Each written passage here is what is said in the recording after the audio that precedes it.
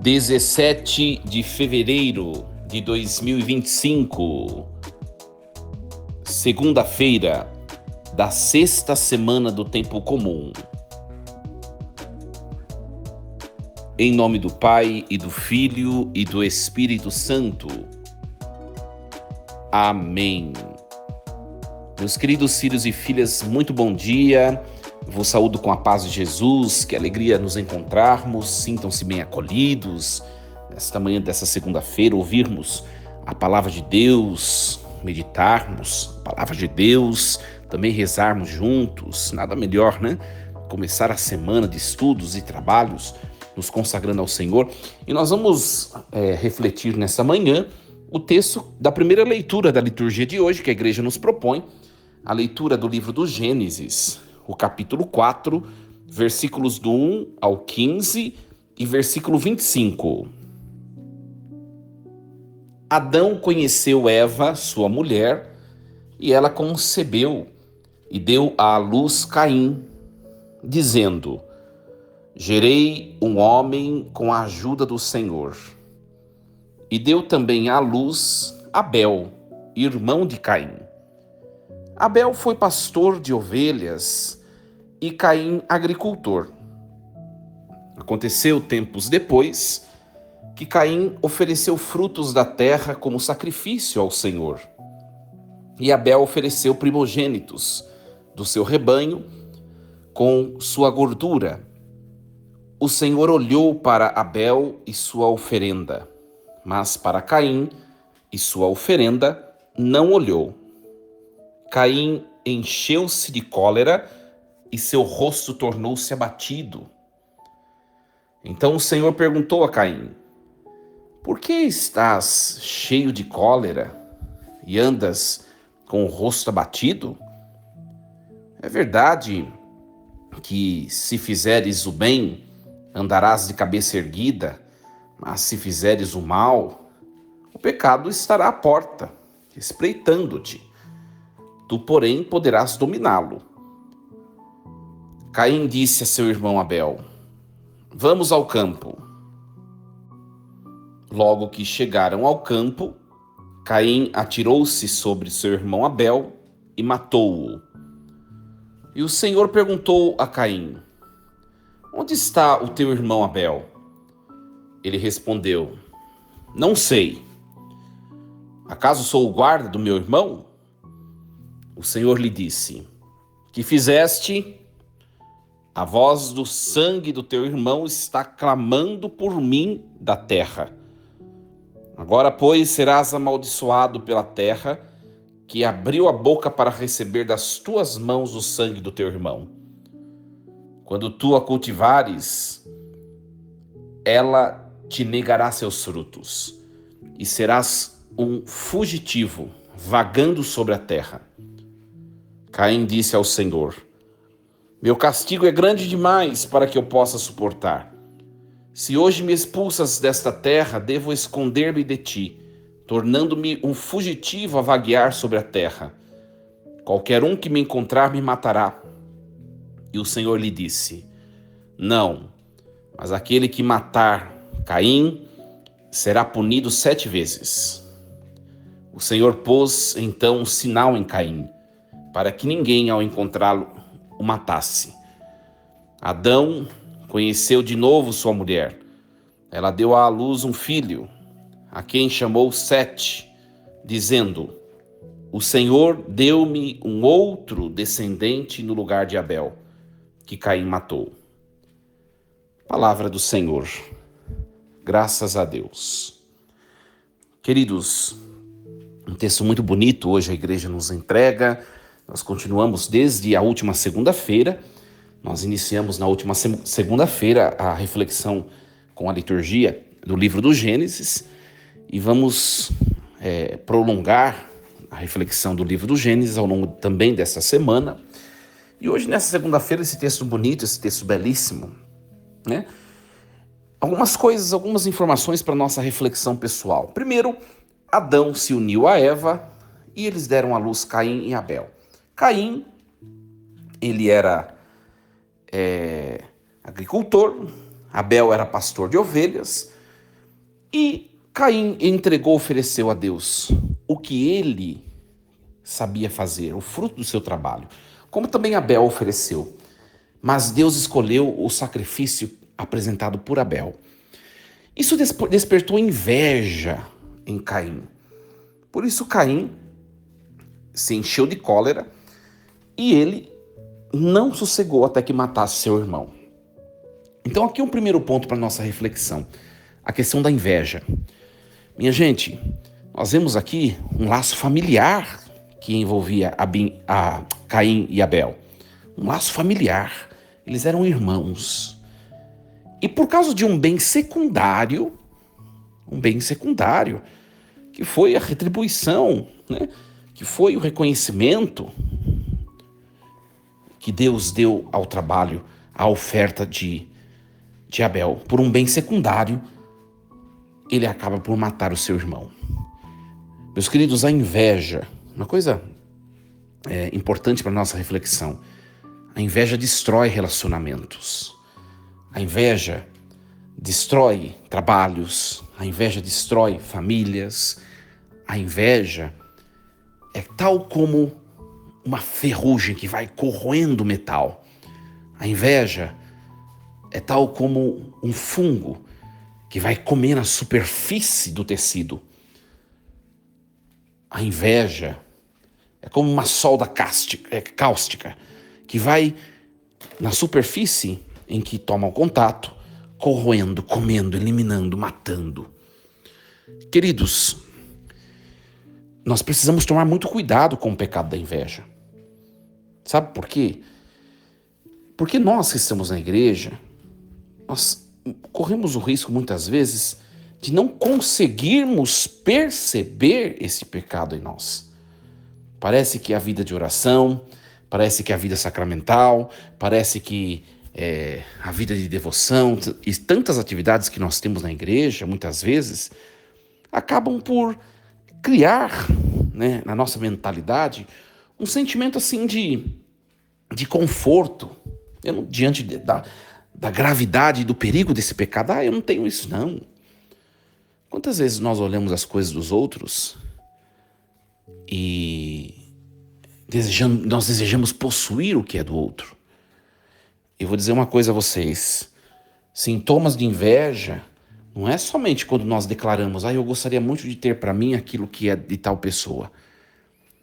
Claro que isso daí é uma inveja explicitada de maneira muito evidente, muito clara, mas geralmente o pecado da inveja ele está travestido de outros sinais. Quer ver? Eu vou dar um exemplo para vocês. Uma pessoa que tem inveja da outra, ela fica o tempo todo tentando achar um jeito de criticar a pessoa de quem ela tem inveja. É ou não é verdade? Quando você vê uma pessoa criticando muito outra, às vezes sem motivo, que às vezes não tem motivo de crítica, você pode ter certeza que no fundo aquela pessoa tem a ânsia, o desejo de possuir o que aquela pessoa a quem criticou tem. Pode ter certeza. Então, é um sintoma.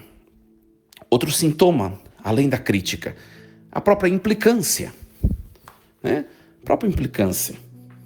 Quando você tem muita implicância com uma pessoa, ou você quer a pessoa para você, ou você tem inveja de alguma coisa que a pessoa tem. Olha só, é pra gente refletir um pouco isso, né? Outro sintoma da inveja, esse ainda é mais imperceptível ainda. É um sintoma imperceptível. Vamos dizer assim, que não dá para se discernir muito fácil. Outro sintoma, a questão a indiferença. A indiferença. Quando você tem alguém que brilha, alguém que arrasa, alguém que é cheio de virtude, e você, por ter inveja, você quer anular aquela pessoa. Você se torna indiferente em relação a ela, quer riscá-la da sua consciência, do seu meio, e assim você mostra que no fundo você gostaria de ser como a pessoa é e não consegue. Então a gente vai começar a refletir um pouquinho a questão da inveja. Olhemos para nós, minha gente. Olhemos para nós, porque é fácil. Eu vou dizer uma coisa a vocês. Convenhamos, é muito fácil nós sabermos quem tem inveja ou não de nós. Eu sei quem tem inveja de mim. Da minha trajetória, do meu trabalho, do lugar onde estou. Eu sei. Eu percebo nos olhos, eu percebo nos comentários, né? Eu percebo nas fofocas que são emitidas e que chegam até mim. Eu sei. Mas agora, hoje nós somos convidados a olhar para nós em relação aos outros. Nós somos implicantes com alguém? Nós criticamos muito uma pessoa? Avalia se de fato tem fundamento. Se não tiver, você está com inveja. Nós tentamos suprimir uma pessoa dos lugares onde nós passamos, fazer a pessoa ser esquecida. Por quê? Para que a pessoa não brilhe, não se destaque. É inveja. É para nós olharmos para nós. Porque aqueles que têm inveja de nós, a gente já sabe, minha gente. É muito fácil perceber quem tem inveja. É difícil nós percebermos quando nós temos inveja de alguém. Então, uma reflexão, esse primeiro ponto, importantíssima para nós, para a nossa caminhada. E eu vou dizer uma coisa a vocês. Hoje a leitura é um convite para nós cuidarmos do nosso interior, da nossa vida interior. Aqueles que têm inveja de nós, eles que lutem. Né? Claro, se você é uma pessoa frágil espiritualmente, pode ser que toda aquela espiritualidade negativa projetada sobre você, pode ser que produza algum dano em você. Por isso, tem gente que às vezes fala, padre, esses dias, aliás, faz umas 2 semanas que chegou uma pessoa, padre, eu sou uma pessoa que atrai muita inveja dos outros. Né? Chegou uma pessoa que veio, uma mulher foi, eu atraio muita inveja dos outros, padre, e o que eu faço? Eu falo, filha, eu falei, né? Sacramentos. Primeiro vai se confessar, esteja com seu coração em comunhão com Deus. E depois, Eucaristia. Não tem nada não tem nada nesse mundo que seja mais poderoso do que o sacramento da Eucaristia. Seja uma pessoa eucarística. Faça jejum, faça penitência, reze o terço. O terço é uma devoção poderosíssima. Claro que depois da Eucaristia, o terço é algo que nós temos de mais poder também. Falei para ela, faça aspersão da sua casa com água benta, né, com sal exorcizado e abençoado. Nós temos sacramentais, nós somos católicos. Nós temos os sacramentais, use, abençoe sua casa com água benta, com sal abençoado, exorcizado, reze o credo. Se você está bem espiritualmente, está em comunhão com Deus, está num estado de dignidade e santidade, uma vida de oração alicerçada em Deus, vigorosa, você não tem que ter medo de ninguém que tem inveja de você. Sabe por quê? Porque a inveja é um pecado tão perigoso, tão nocivo, ou ela corrói a pessoa em quem ela é projetada, se a pessoa estiver frágil, mas se a pessoa estiver forte, ela vai corroer a própria pessoa invejosa. Mas alguma coisa ela vai corroer. Você pode ter certeza. Então, se você se sente o alvo desses maus sentimentos, e você não pode controlar os outros. A gente não pode impedir ninguém de sentir isso por nós. Mas a gente pode ficar forte. A gente pode estar forte em Deus. A isso a gente pode. É o que devemos fazer. É o que devemos fazer, minha gente. Né? Então, reflitamos. Eu estou bem. E olha, não precisamos ter inveja de ninguém. Eu sempre prego isso, vocês sempre têm escutado. Minha gente, o que é nosso, ninguém vai tirar, não vai ser de ninguém. Até que Deus mude de ideia. Né? Por que ficar olhando o que não é nosso? Por que ficar se comparando? O tempo que nós gastamos nesse pecado é uma coisa que nós temos que dizer para nós hoje. Nós podíamos estar gastando, sabe como? Investindo para que nós consigamos nos elevar, nos edificar e conquistar pelos nossos méritos aquilo que o outro tem. Não gaste tempo com inveja, gaste tempo arregaçando as mangas e correndo atrás do que você quer. Você pode. Aí a pessoa ela não quer sair do mundinho dela, ela não quer sair da vida cômoda, ela não quer se esforçar, mas ela fica com um olho grande naquilo que o outro tem, porque o outro se esforçou. Ora, dá um tempo. Se você quer ser como o outro, arregaça as mangas e corra atrás. Sabe? E olha, minha gente, a gente vê isso dentro da igreja. Dentro da igreja. Isso é muito, muito, muito. Primeiro que é muito perigoso.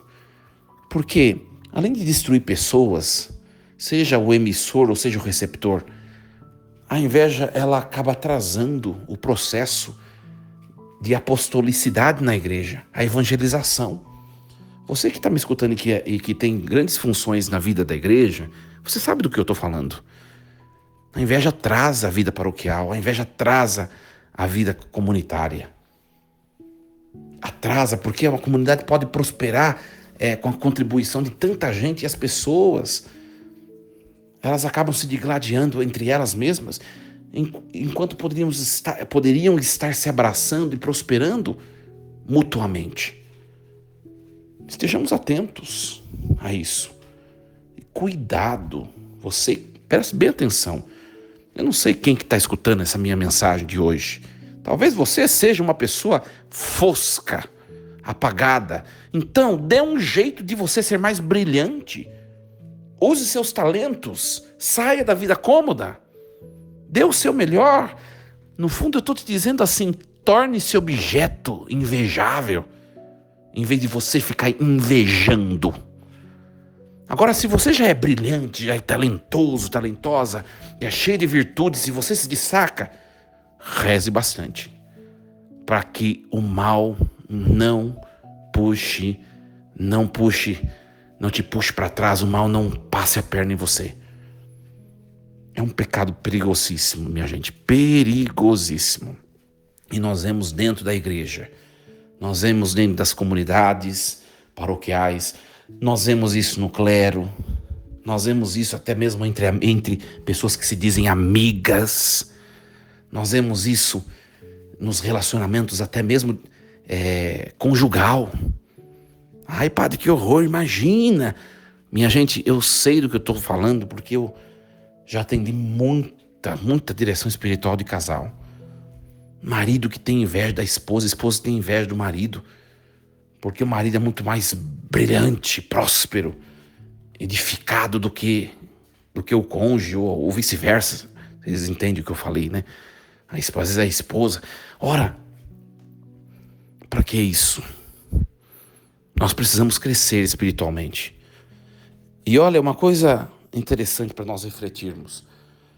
Não nos escandalizemos com esse pecado que é tão recorrente e às vezes não percebemos. Não escandalizemos isso no seio da igreja. Tem gente que começa dando sua vida no seio comunitário com muito empenho, entusiasmo e blá, vai lá. Começa a fazer um monte de coisa, daí a pouco percebe que tem gente olhando torto. Isso vai desmotivando. E desmotiva mesmo, qualquer um, até eu desmotivaria. Só que nós não podemos nos permitir. Se nós temos talento, se nós temos brilho, se nós temos virtudes, é para que isso seja colocado num candeeiro, como diz Jesus. Uma lâmpada foi feita para ser colocada no candeeiro, na parede, no alto, para brilhar para todos, e não embaixo da cama, embaixo da mesa, para ser ofuscada e apagada. Pare de fazer as coisas esperando também a retribuição dos outros. Eu vou dizer uma coisa como padre. Minha gente, tudo que eu faço no meu ministério, se eu fosse olhar a quantidade de pessoas que às vezes já falaram, sabe, tem pessoas nocivas, né? Pessoas que são nocivas, sabe? Chega e ela tem, é isso que eu acabei de falar, né? Ela tem necessidade de criticar e falar alguma coisa para te colocar, para te diminuir. Se eu fosse ligar para isso aí, eu não tinha feito nada até hoje de tudo que eu fiz no meu ministério. A gente precisa ser assim. A nossa motivação tem que estar em Jesus, não nos outros. Porque senão a gente larga tudo, a gente larga a igreja, a gente larga trabalho, a gente larga a família, a gente larga tudo. Olhos fixos em Jesus. Olhos fixos em Jesus. Olha o que fez a inveja nessa família bonita. O irmão Caim matou o seu irmão Abel. E Deus ele pediu conta do que ele fez. Onde está o teu irmão Abel? E ainda foi mal educado com Deus. Caim respondeu, eu não sei, eu não sou guarda do meu irmão, ou seja, eu tenho que saber de tudo, vai lá e procura você. Olha só, ainda foi grosseiro com Deus. E Deus disse, a voz do sangue do teu irmão está clamando por mim da terra. E Caim foi amaldiçoado. Caim foi amaldiçoado. Minha gente, essa maldição, ela diz respeito muito às consequências desse pecado gravíssimo. O texto bíblico nos diz, foi por inveja que o diabo decaiu dos céus. Olha, se esse pecado destronou Lúcifer, a criatura que Deus fez mais poderosa, o que esse pecado não faz num relacionamento, numa vida comunitária, num relacionamento entre amigos? Destrói, minha gente. Destrói. Né? Então, e por último eu gostaria de ver a última parte do texto. Não dá pra gente ver os detalhes, infelizmente. Às vezes os textos são muito detalhados e o nosso tempo é curto. No finalzinho do texto, está dizendo assim, Adão conheceu de novo a sua mulher. É interessante e importante nós sabermos que esse verbo conhecer significa se entregar sexualmente, tá? Conhecer significa ter relação sexual. Então Adão se uniu à sua mulher e ela deu à luz a um outro filho chamado Sete, né? Um filho que Deus colocou no lugar de Abel, a quem Caim matou. Mais uma coisa para a nossa vida.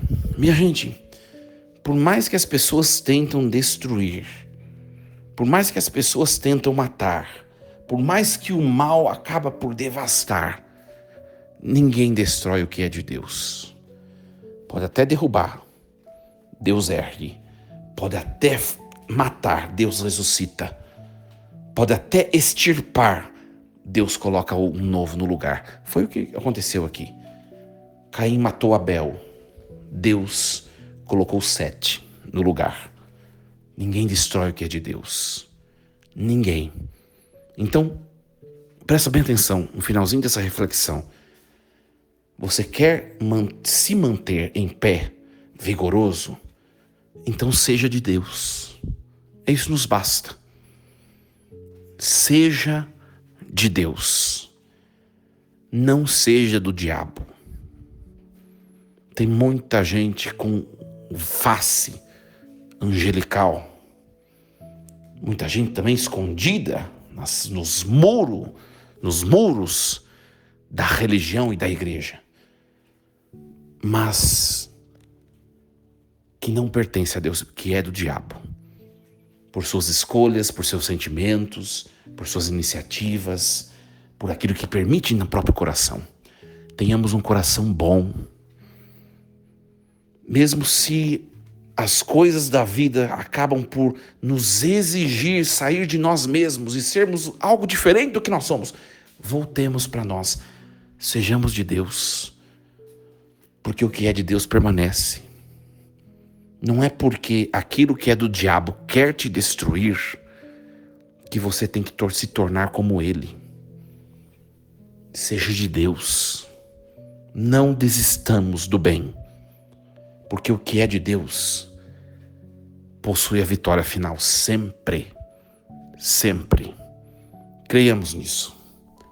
Desejo a você uma segunda-feira cheia de Deus, com muita paz, muita oração, muita fé. Deus abençoe. Força e coragem. Em nome do Pai, do Filho e do Espírito Santo. Amém. Queridos, nesta semana estaremos todos os presbíteros da minha diocese de Jundiaí, estaremos em retiro Me recomendo as suas orações, rezem por mim e também pelos padres todos, que estaremos rezando também por vocês. E lembremos-nos sempre, Deus está no comando de tudo.